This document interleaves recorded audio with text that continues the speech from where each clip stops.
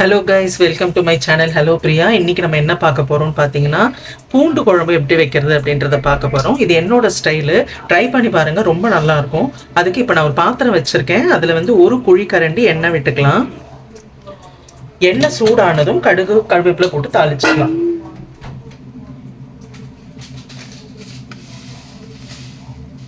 இப்போ எண்ணெய் சூடாயிடுச்சு, நான் கடுகு போட்டுக்கிறேன்.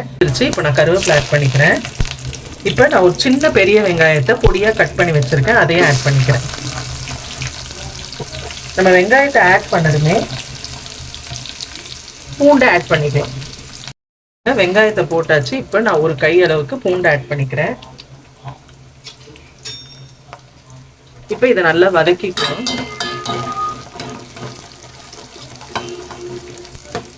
ஒரு 2 நிமிஷம் வதக்கிக்கோங்க. வதக்கினதுக்கு அப்புறம் ஒரு 2 தக்காளியை பொடியா கட் பண்ணி ஆட் பண்ணிக்கலாம்.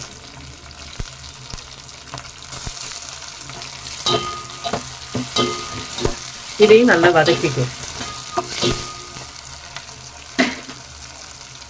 இது வதங்கிட்டு இருக்கும் போதே ஸ்டவ் மீடியம் ஃப்ளேம்ல வச்சுட்டு இதுக்கு தேவையான அளவு உப்பு ஆட் பண்ணிக்கலாம். ஒரு 3 ஸ்பூன் குழம்பு மிளகாய் தூள் ஆட் பண்ணிக்கலாங்க. 1 2 3 ஒரு 3 ஸ்பூன் குழம்பு மிளகாய் தூள் ஆட் பண்ணிக்கலாம். அடுத்தது கொஞ்சமா ஒரு 1/4 ஸ்பூன் மஞ்சள்தூள். இப்போ இதில் வந்து நான் ஒரு 1/2 ஸ்பூன் வந்து காஷ்மீரி சில்லி பவுடர் ஆட் பண்ணுறேங்க. இது ஆப்ஷனல் தான், வேணும்னா போட்டுக்கோங்க, இல்லைன்னா வேண்டாம். இது வந்து போட்டால் கொஞ்சம் கலர் நல்லா இருக்கும், பட் காரம் இருக்காது இதில் ரொம்ப. ஸோ கலருக்காக நான் ஒரு 1/2 ஸ்பூன் வந்து காஷ்மீரி சில்லி பவுடர் ஆட் பண்ணிக்கிறேன். இப்போ இதை கொஞ்சம் வதக்கிட்டு தேவையான அளவு தண்ணியை ஊற்றி நம்ம வேக வைக்க போகிறோம்.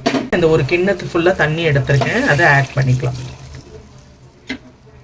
நான் எடுத்துருக்கிற வெங்காயம், தக்காளி, பூண்டு குவான்டிட்டிக்கு ஏற்ற மாதிரி நான் தண்ணி பாருங்க. குழம்பு நல்லா கொதிக்குது.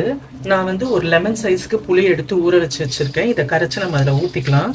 புளி ஊற்றுனதுக்கு அப்புறம் ஒரு 10 நிமிஷம் கொதிக்கட்டும். புளியோட ரா ஸ்மெல்லாம் போகணும். இந்த ஸ்டேஜில் வந்து உங்களுக்கு உப்பு போதுமா அப்படின்றத செக் பண்ணிக்கோங்க. இப்போ நம்ம அதில் புளியை கரைச்சி ஊற்றிடலாம்.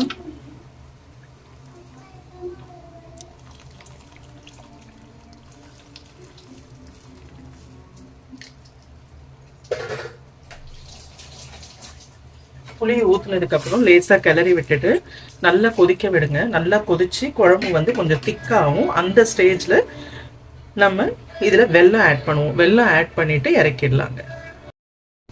இப்போ பாருங்க, குழம்பு நல்லா கொதிச்சு ஓரளவு திக்காயிடுச்சு. இந்த ஸ்டேஜில் வெல்லம் சும்மா ஒரு துண்டு வெல்லத்தை வந்து இதில் ஆட் பண்ணிட்டீங்கன்னா இந்த ஹோட்டல்லலாம் இருக்கிற மாதிரி ஒரு ஸ்வீட்னஸ் இருக்கும். இதில் பூண்டு குழம்புக்கு அது ரொம்ப ரொம்ப நல்லா இருக்கும். ட்ரை பண்ணி பாருங்க. இதே வந்து எங்கள் அம்மா பண்ணுவாங்க. எப்படின்னா அதில் வந்து தேங்காய் அரைச்சி ஊற்றுவாங்க பூண்டு குழம்புல. அதுவும் நல்லாயிருக்கும், அது ஒரு டேஸ்ட்டாக இருக்கும். பட் இது வந்து என் ஸ்டைலு. இது ரொம்ப ரொம்ப நல்லா இருக்குங்க. கொஞ்சமாக ஊற்றி கொஞ்சம் நல்லெண்ணெய் வந்து ஊற்றி குழம்பு மேலே ஊற்றி அப்படியே சாப்பாட்டில் பிசைஞ்சு சாப்பிடும்போது ரொம்ப நல்லாயிருக்கும். சுட்ட அப்பளம், கோஸ் பொரியல் இதெல்லாம் வச்சு இதோட சாப்பிடும்போது ரொம்ப நல்லாயிருக்கும். இப்போ பாருங்கள், மேலே அப்படியே எண்ணெய் பிரிஞ்சு வந்திருக்கு, உங்களுக்கு தெரியுதா? இந்த மாதிரி ஸ்டேஜில் நம்ம இறக்கிடலாம். எல்லாரும் ட்ரை பண்ணி பாருங்கள், ரொம்ப ரொம்ப நல்லா இருக்கும். ட்ரை பண்ணிவிட்டு எப்படி இருக்குன்னு கமெண்ட் பண்ணுங்கள். வீடியோ பிடிச்சிருந்தா லைக் பண்ணுங்கள். இது வரைக்கும் சப்ஸ்கிரைப் பண்ணாதவங்க சப்ஸ்கிரைப் பண்ணுங்கள். நம்ம இன்னொரு வீடியோவில் சந்திக்கலாம். Thank you guys.